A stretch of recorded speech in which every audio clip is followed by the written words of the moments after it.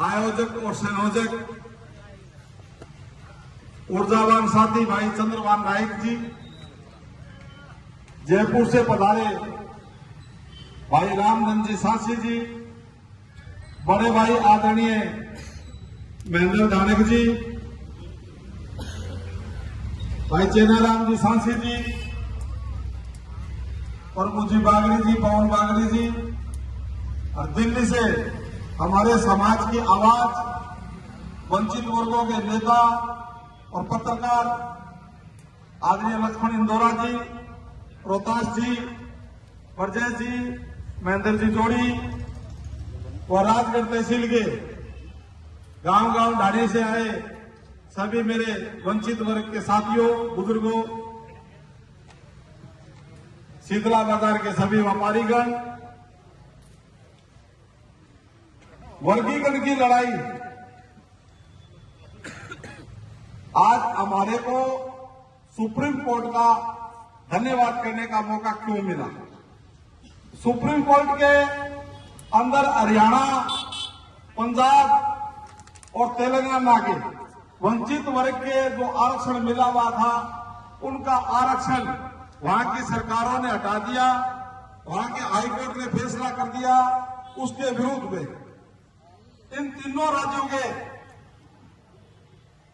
हमारे वंचित वर्ग के लोगों ने सुप्रीम कोर्ट में अपील दायर की। 8 वर्ष तक लगातार सुप्रीम कोर्ट में लड़ाई चलती रही और एक दिन अपने विजय की पताका सुप्रीम कोर्ट को हरियाणा, तेलंगाना और पंजाब की स्थिति को पूरा समझा तो उन्होंने निष्कर्ष निकाला कि ये व्यवस्था आज 3 राज्यों के लिए करेंगे, कल अन्य राज्य के लोग भी अपील करने के लिए सुप्रीम कोर्ट आएंगे। इसलिए संपूर्ण भारत में इनकी दयनीय हालात है, जो वंचित वर्ग के लोग हैं उनको आरक्षण का संपूर्ण लाभ नहीं मिला।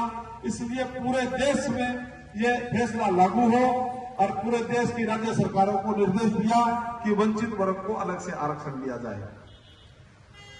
आरक्षण का फैसला आया। आज मैं आप सबको कहना चाहता हूं और हमारे व्यापारी वर्ग के लोग भी शीतला चौक के सुन रहे होंगे, आरक्षण रूपी परिवार होता है। एक परिवार में एक बाप के 5 बेटे होते हैं और एक बेटा 5 भाइयों का हक खाता है। 4 भाई हक से वंचित हो जाते हैं। क्या वो 4 भाई अपना हक मांगने के लिए न्यायिक प्रक्रिया अपनाता है? न्यायिक प्रक्रिया में फैसला उसके हक में आता है तो क्या उसको अपना हक लेना चाहिए कि नहीं लेना चाहिए?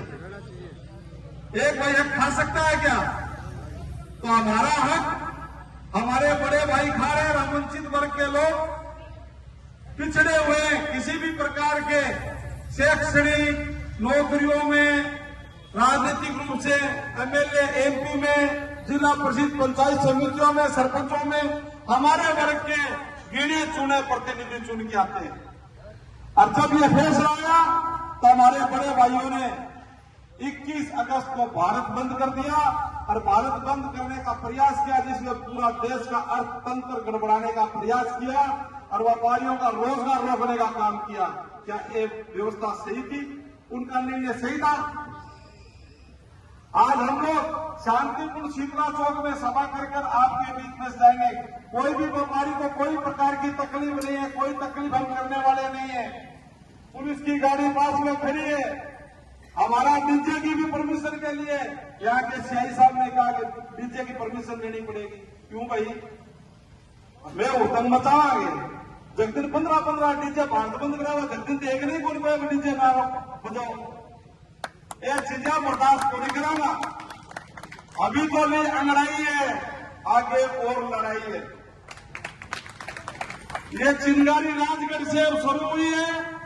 जिला मुख्यालय पे 5 सितंबर को ज्ञापन लगे थे। अब यह तहसील में शुरू है। राजस्थान की पहली तहसील राजगढ़ है। राजगढ़ में जो शहीदों की धरती है, सैनिकों की धरती है, वीर सपूतों की धरती है, उस धरती से यह चिंगारी चली है। ये आग का गोला बनकर पूरे राजस्थान में एक आंदोलन का रूप लेगी और जयपुर की धरती में एक बिगुल बनेगा और राजस्थान की सरकार को यह ऐलान करना पड़ेगा कि वंचित वर्गों को आरक्षण में कोटे में कोटा जल्द से जल्द लागू होगा। राजस्थान की कैबिनेट में फैसला आएगा। साथियों,